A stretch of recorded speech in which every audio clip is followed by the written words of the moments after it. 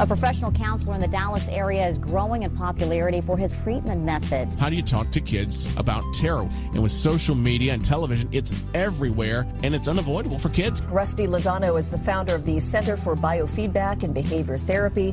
He's also been nationally recognized for his work with brain mapping. He's created a gym to work out the mind.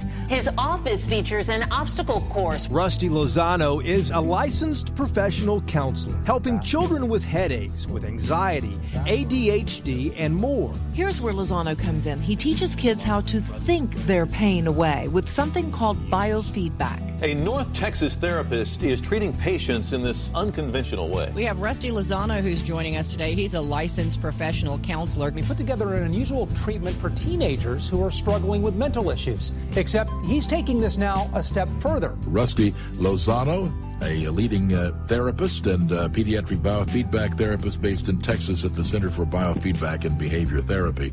And Rusty, thanks for being with us tonight. Rusty Lozano, a father of 4 and also a professional counselor in Texas, says it's all about being a credible resource to your children. The Therapy Hour with Rusty Lozano, your dedicated resource for mental health news, views, and tips you can use. Brought to you by the Center for Biofeedback and Behavior Therapy in Addison, Texas. And now, here's Rusty. Hi, good afternoon, and welcome to the Therapy Hour. I'm your host, Rusty Lozano. And you are joining me live from the studios here at the Center for Biofeedback and Behavior Therapy. So, I wanted to share a story about what today's podcast is about. You know, I just got back from a trip. I was in South America, Lima, Peru, and we also went to Cusco and Machu Picchu and saw some really, really neat things. Hiked around Machu Picchu, and then also hiked around the Rainbow Mountain, which is a relatively new discovery in South America, but it's this mountain, and it's a huge summit. It's not a hill, but it's actually up there with the Andes. And it looks like a juicy fruit stick of gum. It has different colors, orange, blues, greens, reds, and it's really, really amazing. And anyways, we had a hike to the top, which is a completely different story because it was very taxing. And I'm not a hiker, and I had cowboy boots on, and it was snowy, and it was an incredible experience. Needless to say, we made it, and it was really, really neat to experience that. Actually, I would consider that to be the highlight of our trip. But, you know, people that are coming to my office have recently known that I've gone to Peru, and I took the family, and, you know, there are all kinds of wild, crazy animals in Peru. They have one in particular called, there's an arachnid called the bird-eating spider, and they call it the dinner plate spider because this thing actually it's a tarantula, and it gets as big as a dinner plate. The abdomen would probably be about the size of a coconut when it's full grown. And bird-eating because it actually jumps 15 to 20 feet, at least this is what I recall, and it can actually prance on top of its prey very fast, very sharp fangs, very stealthy. And it has a defense mechanism where it actually gets its hind legs and it can scrape off the hairs from the abdomen and send them shooting like little darts. And it's really, really neat to see that.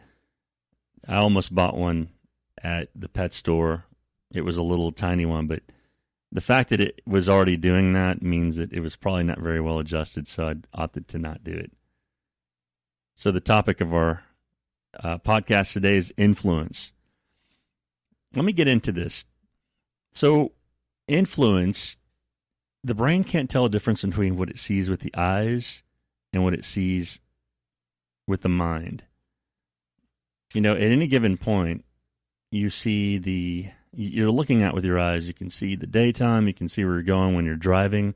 Obviously, we use this sense every day to walk, to grasp food, to drink, and proximal distal, we can estimate, you know, how much effort something is going to take. But perceptually, you know, eyes can be relatively useless and the brain goes into a different format. So the way that we experience our actual present state reality is that we use our eyes and then the senses in the body. So textures with your hands, you can reach and grab things, and then there are sensations that you feel in your body. I'm sitting on a plushy couch, and it's actually comfortable. It's cold in this room. So what I'm seeing with my eyes, and then the sensations that I'm getting feedback from with the sensory part of my body through the senses and kinesthetically, it's giving me the reality that I'm seeing. I'm in the studio. It's cold. I'm the only one here. And so that's present state. But then you have what's called your this three-dimensional, or let me go back, a virtual reality of this imaginary component of processing. So in the imaginative engine, your brain looks at images through the imagination. And then it uses the same sensory platforms, your fingers, the textures, the sensations you feel in your body. And it makes those images real as well. And that's where you see a lot of things like panic, anger, preemptive judgment. You don't want to go somewhere, don't want to try certain foods because you think in your mind that it's not going to be any good. So today I had some patients, and we were working with this concept of perception and thought stopping. And I had this little wooden box in my room, and I've been fooling everybody with it. But you pull this little tab, and there's a little mechanism that has a rubber spider attached to the end of it. So when you pull it, then the force from pulling down that tab actually thwarts this spider and a spring mechanism, and it hits your finger. And when you're not expecting it, it can really wig you out. And so I was having a lot of fun with it with my own family. And then I continue to have fun with it. So here we're talking about perception, and I bring up the fact that I had this spider. I started to describe the bird-eating spider as this big dinner plate spider, can jump 18 to 20 feet. It's very, it's threatening, and it's aggressive. And I'm painting this picture, right? And then all the while, these people on the couch were hooting and like leaning over and didn't like the idea, and they seemed really uncomfortable by it, but it was like jokey. We're laughing at the same time. And so I'm describing this spider, and all of a sudden I reach over for this box and I set it on the arm of the couch, and boy, if they didn't almost just like jump straight through the roof. And they were screaming, and I was like, whoa, wait, have a seat, wait, sit down real quick. Let me explain. And so then they were having this reaction. I was explaining that this is a baby spider, and it's small, and it's not big enough to hurt you. It can still jump, so it's really, you can't count on what it's going to do and have confidence that it's not going to jump on you or do something that you don't want it to do. And so then they're having all these reactions. But why? They haven't seen anything yet. I was painting the picture that something was going to happen, and they were reacting to that image as if it were real, and then their body was getting involved. So all the sensory elements, like the movements, what the brain uses to assess a real situation, like swimming in a pool or jumping and cowering away from a spider, all of those were active, but then there was nothing that they were seeing with their eyes. What they were actually experiencing was the images that they were seeing in the mind. And 90% of the time when you have an individual that struggles with anxiety and they have avoidances, or they have very rigid behaviors and they try to bend and contort the world to fit the needs that it is comfortable for them, they're going off of images in the mind. So, fast forward to our lesson. Perceptual images and images that you see in the imagination can be so powerful because our reaction to them is what gives them life, even though we haven't seen anything. And I'm talking about actually seeing it with your eyes. Your brain gets very confused because it can't tell the difference between what is real and what is fictitious through this virtual processing mechanism in the brain, which is very powerful, by the way. You can gauge past and future events in your mind based off of experiences, and you would say to yourself, I'm not going to do that again, or I'm not going to go there, or I do want this. I'd like to go there again, because you can actually, you can gauge what it's going to be like to encounter those things. So this perceptual engine is very, very powerful. And so what I did is I opened the box, and out comes the spider. I was very nice about it. I didn't have her do it. I did it myself. And then the reaction is pretty substantial. Running towards the door, I'm like, okay, wait, I'll put it away. Look, and it's a rubber little DLC. And I was like, but what were you reacting to? Why were you responding to that? And then I told them a story about our trip to the Bahamas last year, and how when we went to a diving site with this captain and people aboard, we're going to go reef diving and check out reefs and fish and check out like the ocean life through snorkeling. When we pulled up, there was an 8-foot shark there, and I wigged out. I'm like, I ran over to my mother-in-law, and I'm like, hey, there's a shark in the water. And she's like, what, really? And we're looking for it, and I was telling everybody, and I was looking around to see if anybody else was panicked, because in my mind, I was thinking, we're about to get into the water with this shark, and sharks bite people. And that's what, shows like Shark Week do. They portray that. Not always. It's very educational, but there are those shows, Jaws. And so then I'm reacting to images. I've never had a real experience with this.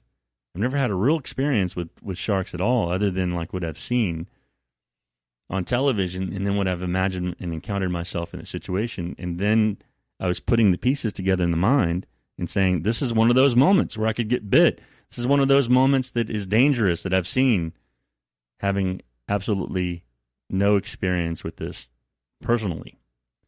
So I was going off of preemptive or influenced ideations rather than my own experiences.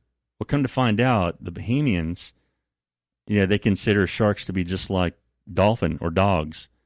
And so he called them dolphins, no big deal.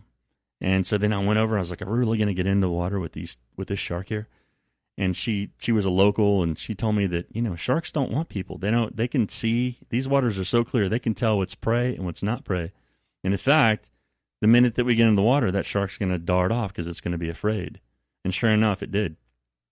It went away. And I was like, wow. So then we went to another site, and there were little tinier sharks, and they would run away from us too. And actually, we were chasing the sharks instead of the sharks chasing us. And they would look up at us, and they were curious, and they would approach us, and I just wanted to touch it and see what it felt like. So I would swim really fast to go try to get it, and then it'd take off like a torpedo, off, and then it would come back again. And we could never get close to them. But boy, was I different about what my initial belief was about sharks and what I've known about them. Movies and Shark Week. But again, I'm not trying to portray Shark Week as this, evil thing where they, sharks go and bite everybody. But they do have those shows, and, it's interesting because they're predators, and you want to know more about, what they are. And I think that we try to get as much information as we can about information regarding like sharks and do they pose a threat.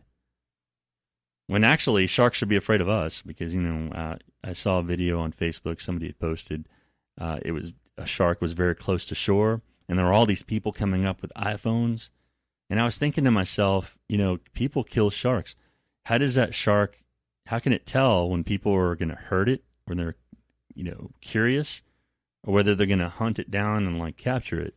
I don't know what that shark's experience has been like, and, how it makes judgments, but it's just curious because, we do both. We're curious, and then we also hunt, which I guess they do too.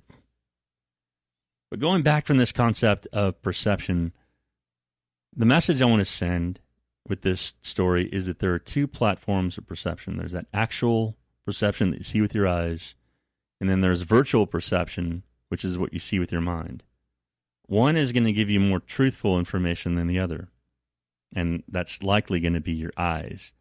And then, after you have the experience, whether it be a dangerous one, whether it be a cautious one, or whether it be a happy one, you can base experience off of your own, or judgment off of your own experience, rather than what you just have come to believe or just assume. But boy, this would really do so much for learning to create some more flexibility in our choice making and flexibility with decisions and making mistakes. So anyhow, I just had this thought, and I'd figure I'd like to share it with you guys. Go out there and live life. See it with your eyes, base it, and make decisions based on what you think is real according to an actual experience. Because with Shark Week, real quick, somebody had to get in there and film that. So somebody's not afraid of sharks like you would think. Anyways, thanks for listening. Hope you have a great afternoon. Bye-bye.